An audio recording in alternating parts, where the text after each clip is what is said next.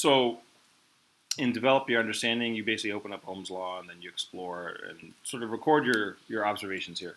So let's do that. Let's go to Ohm's Law, the PhET simulation, and let's just play around with it and see what happens. And the first thing, let me reset it. Okay, it also makes strange sounds, that's fine. First thing we'll notice is that here we have batteries. And what's interesting about the simulation is the batteries they increase, each battery is worth 1.5. And that's true for most batteries that you buy and use in sort of common household objects, like maybe a flashlight or toys for kids, or if you have other electronics that don't use rechargeable batteries that are sort of built in, then you can buy AAA, AA, C-cell, D-cell batteries that are all 1.5 volts each. And this down here represents the resistor. Resistor is basically a device that slows electricity down as it passes through the object. And let's go ahead and record some observations. So for the first one, let me lower my voltage. And as I lower my voltage, what ends up happening is my current decreases, but my resistance stays constant. If I increase my voltage,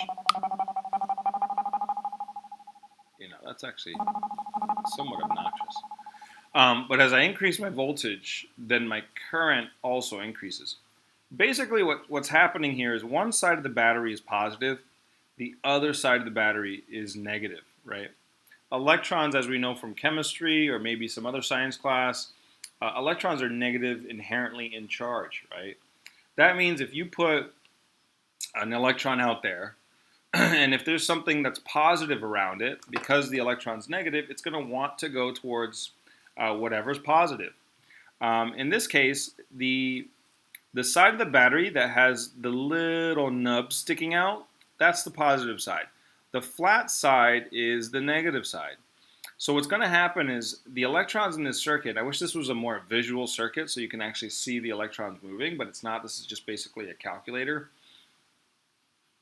What ends up happening is any electron in here is going to want to move towards this little nub that sticks out of the positive side of the battery.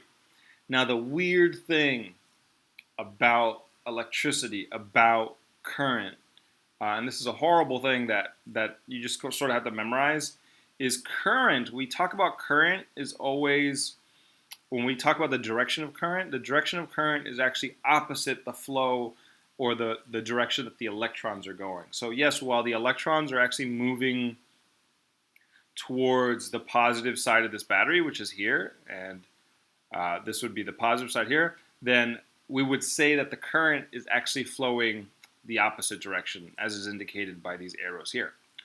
So let's record our first observation. As we increase the voltage,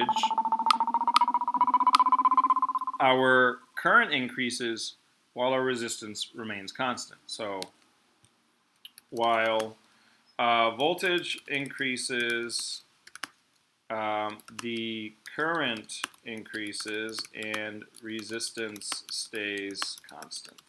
And you may be wondering, well, why does the resistance stay constant? Okay, a resistance in a circuit is defined by the objects, the components, the parts, the pieces that are in that circuit. So unless you change the parts that are in that circuit, you're not really going to change the internal or inherent resistance of that circuit. So for example, a light bulb, right? If you have a simple circuit like a flashlight, that light bulb has a more or less a defined resistance that is set. Now, if you change the size of the battery in there, then that's going to change the brightness of the light bulb, and that means you're changing the amount of current flowing through the light bulb, and you're not necessarily changing the light bulb itself per se, right? Let's record sort of set this down to 3 volts. And let's change the resistance and watch what happens to the current. So I'm going to lower the resistance. And as I lower the resistance, then I get more current. All right, and the voltage stays the same. So, um, as resistance increases, I think we decrease it first, but decreases, the current increases and the voltage stays the same. Okay. Let's go back and review why. So let's set this here. Okay. So here we have about 454 ohms, and resistance is an impediment, something that slows down the flow of current. That's what a resistor is. I'm resisting the flow of those electrons through me.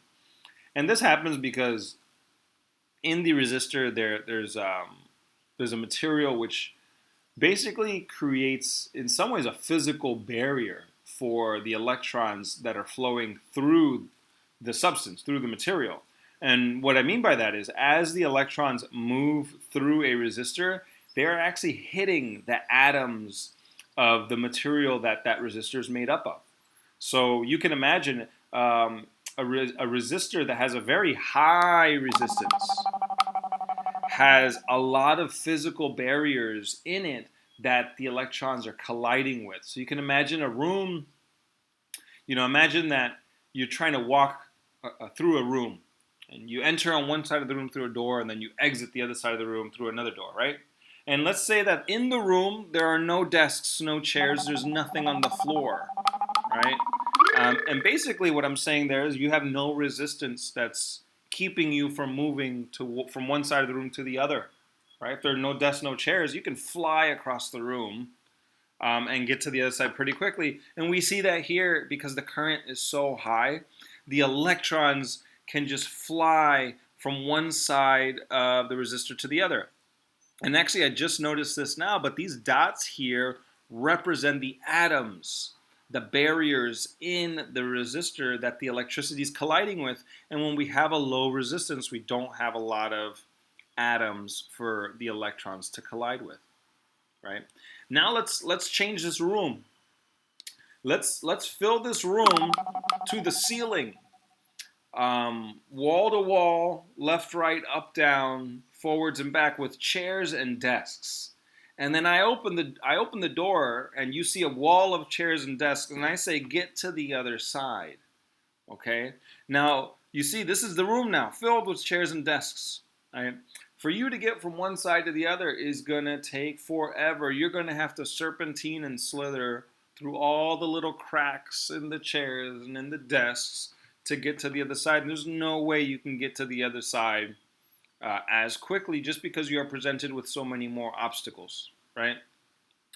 And the reason you're being slowed down is you're going to be bumping into things along the way. You're going to have to change direction, and this is what slows down the current, is all of those interactions that you have. So as we increase resistance, we're going to have a lower current because the electrons going through there, they're just being slowed down. So the current. And from last week, the current is basically how fast electricity is moving through something.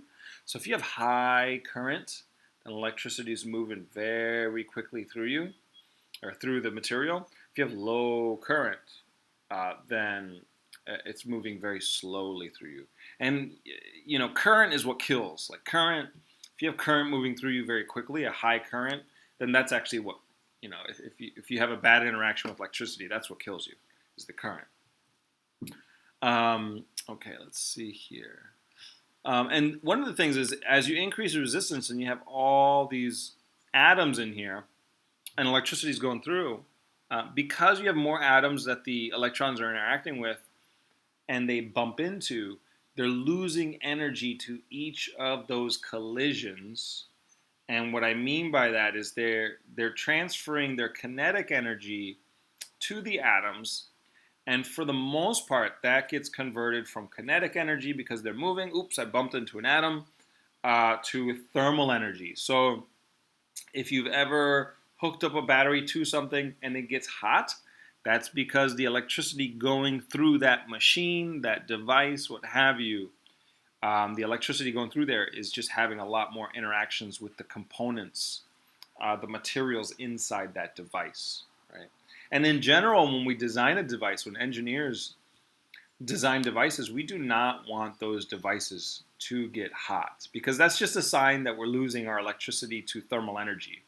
That means our efficiency is not as high as it could be. Well, let's see here. I don't know. We can't change the current, and this is really symbolic of what we can control in a circuit.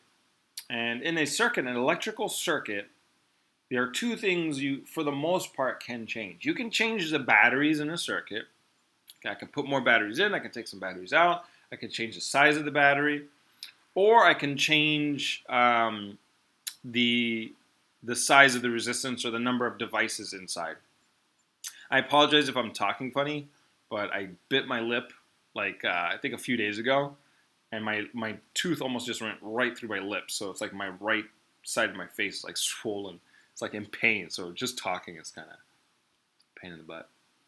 All right, so let's see here. Demonstrate your understanding, and as you answer the questions, explain in your own words why your answers make sense and provide evidence from your experiments, so the experiments we just did, and add more experiments if you need to get better evidence, right? So let's go through to number 2. If you change the value of the battery, how does the current through the circuit change? So let's see, if you change the value of the battery. So if you increase the voltage, the current will increase because there is, and let me go back and let's explain this. So what's happening here is if you increase this voltage, you essentially have a more positive effect attracting the electrons to you. And what you're really doing, and this is getting into deeper physics, is you're creating an electric field. An electric field is basically a field that's established. A field is just an area where you have some force that's being applied over an area. It could be a magnetic force. It could be an electric force. It could be a gravity force because you have gravity fields, right? We exist on Earth, which is, there's a gravity field that we feel from Earth. We also feel the magnetic field from the Earth's poles. And there are electric fields that exist around us that we don't feel. And so what you're doing is when you increase the voltage, you increase the positive attraction to the electrons, thus increasing the current. So increasing the voltage will, if you increase the voltage, the current will increase because you are increasing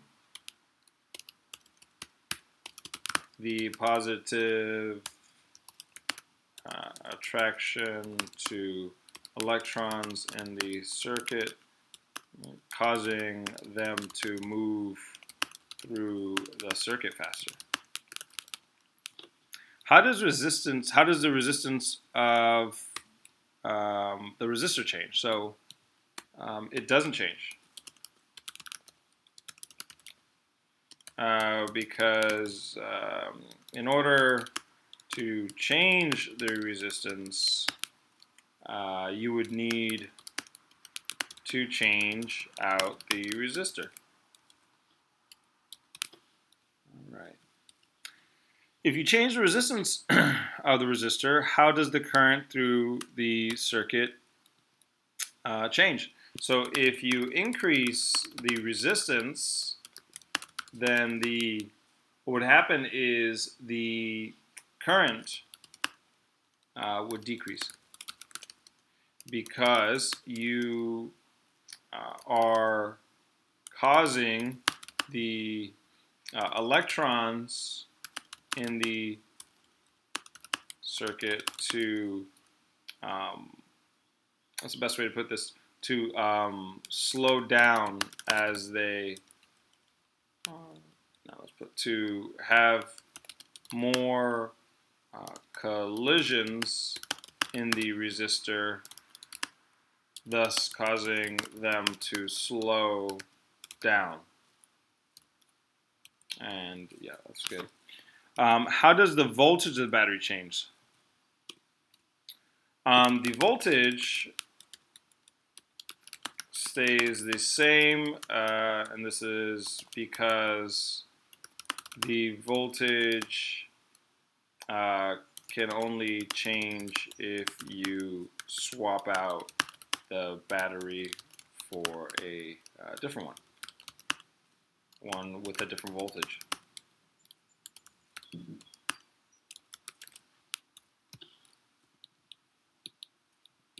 All right. All right, let's look at this circuit. Consider the two circuits below. And let's look at them. So I see on the left a circuit with two light bulbs, one switch, one battery. And on the right, I see a circuit with two light bulbs, one switch, and two batteries. Interesting. That was the last question. Oh, it's a short. Okay. Use your understanding of voltage, resistance, current to answer these questions. What do you think will happen when the switches are turned closed? Okay, that's a weird way of saying that. When the switches are closed. Answer, explain, and evidence. So when the switches are closed, what do we think is going to happen? And again, we have one battery here, and if we go here, one battery would just be 1.5. All right. And in this case, let's look at it with a resistance. Let me just put this at 500. Gosh, sounds like the aliens are landing. All right. 499, close enough. If I go from one battery to two batteries, let's watch what happens to current and resistance. Okay. Resistance stays the same, current increases.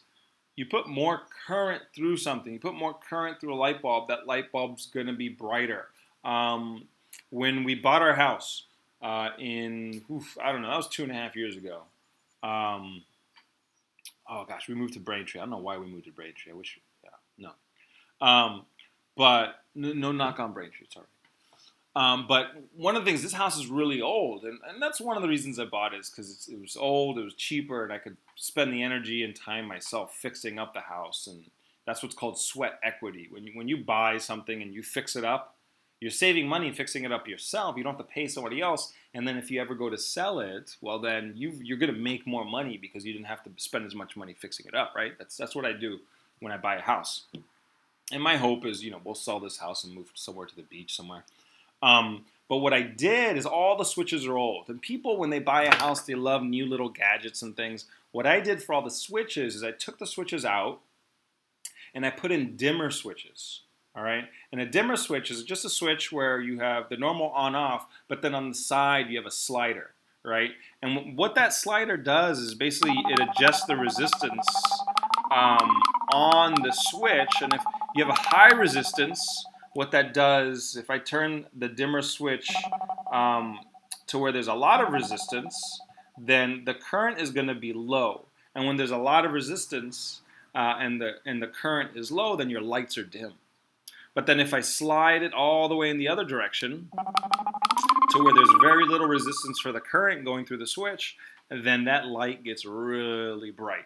Okay, so the dimmer switch is a little different than the question that we're addressing here, because it's adjusting the resistance. And there aren't a lot of devices that do that.